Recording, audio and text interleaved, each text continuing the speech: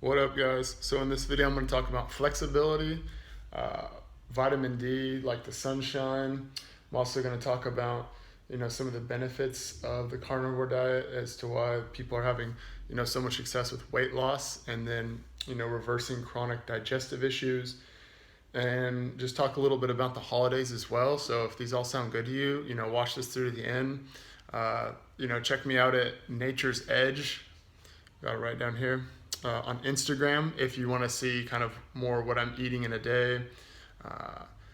Like for this channel, I'll probably just do some food hauls, but like I said, if you want to get like more specific to what I'm eating like in each meal, check me out on Instagram, follow me. You can even comment down below with your Instagram account and I'll add you. I hope everyone's having a great new year, had a good holiday. And so in today's video, I'm going to show you guys whether I've become more or less flexible since practicing a carnivorous diet.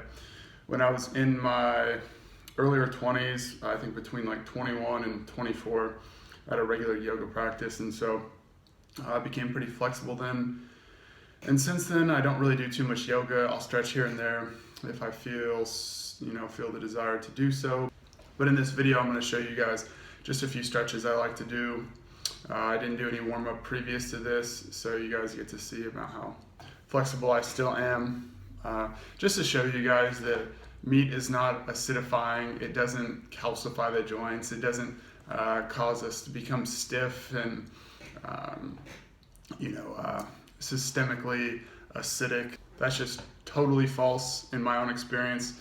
Personally, my joints feel better than they ever did on a plant-based diet. I will say plant-based, my joints felt better than they did like on a SAD diet, but now I kind of feel like I have the best of both worlds, where my joints feel really good, but I also feel strong. I think I'm now like 42 or 43 pounds heavier than I was like 1 year ago. So 1 year ago I was about 42 or 43 pounds lighter, and I'm every bit as flexible. And like I said, my joints feel great.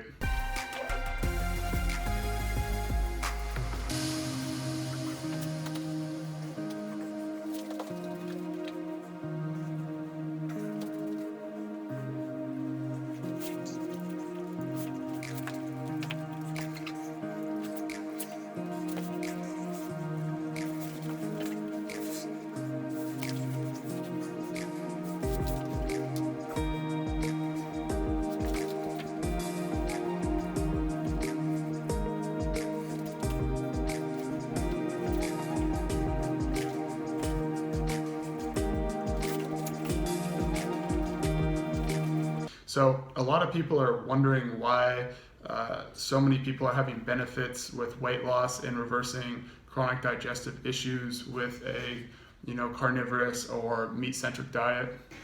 And I feel the two most important factors are eliminating and this is pertaining to bowel health. Eliminating fiber. Fiber is abrasive. It doesn't allow the digestive tract rest. So it's, if you have guts, I hope you have guts. If you have inflammation in your guts, then, fiber is not going to be serving you. It's going to constantly be irritating. And so by, completely removing it, then our digestive tract gets a chance to rest.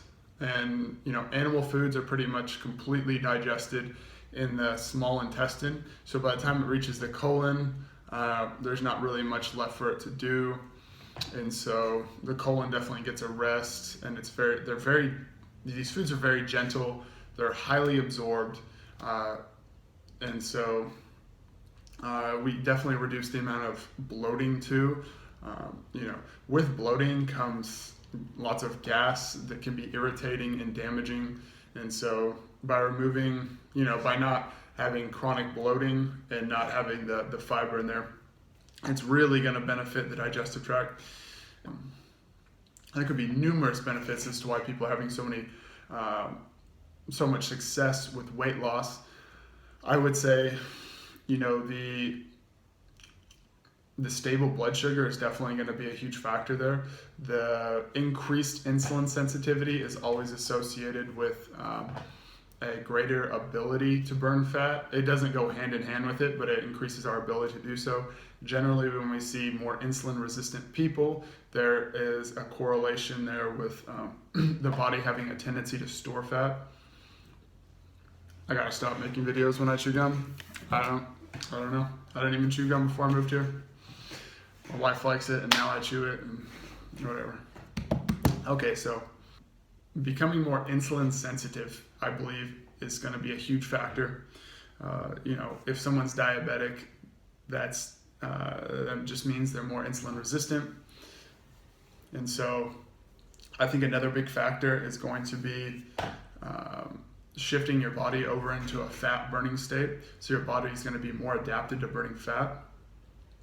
And so by removing all the carbohydrates, your body is going to be running, it's going to be utilizing fat for fuel, and therefore, it's going to be able to tap into our fat reserves more easily or more efficiently. Just because you are eating carbohydrates doesn't mean you're not going to burn fat. There's the term called metabolic flexibility, where people are very well adapted to burning carbohydrates and fat, and I would say that is the sweet spot. That is where we want to be. We want to be able to utilize any fuel we put in our body, but some people are metabolically damaged, and what I tend to see is this carnivorous diet or meat-centric diet.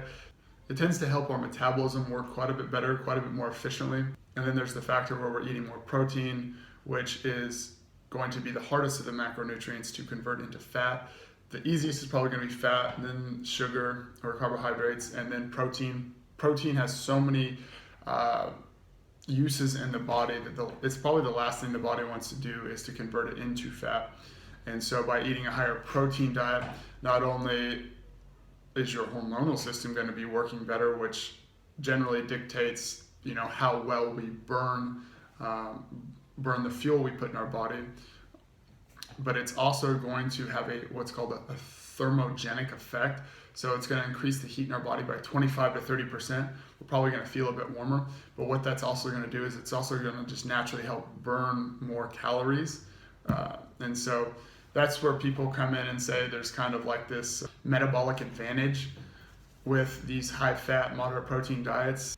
A lot of people go back and forth whether that's even a real thing, but some people say they can get away with eating an extra 200 to 300 calories a day just due to the increased ability to burn fat, and then also that thermogenic effect.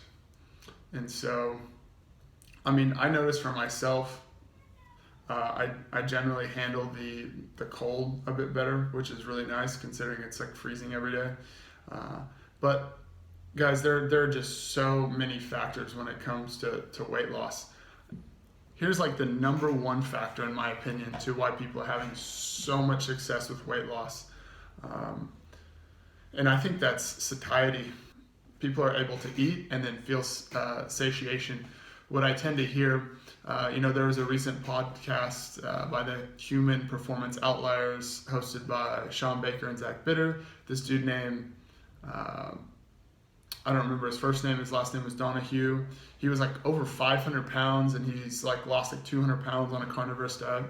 And I think for him, one of the number one things that he recognized was just satiety. He's able to eat one meal a day, whereas before when he was eating more carbohydrates, he had to he would go to a restaurant, he would eat, and then he would actually stop at some fast food joint on the way home. And so just being able to get out of that cycle and actually shift shift your brain chemistry to where it doesn't to where you don't want to eat anymore. I think that's going to be one of the biggest factors for weight loss. Just speaking from my personal experience, that's what I noticed is when I ate carbs, I had to eat till I was physically too full to eat anymore. But with a carnivorous or a meat-centric diet, I don't really feel it so much in here, but there's just this point where I'm just it almost gets gross.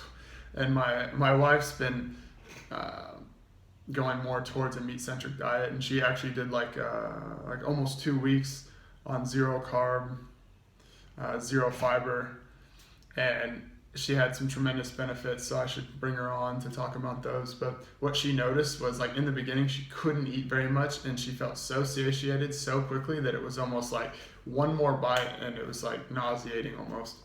So I think satiety is just like one of the biggest factors.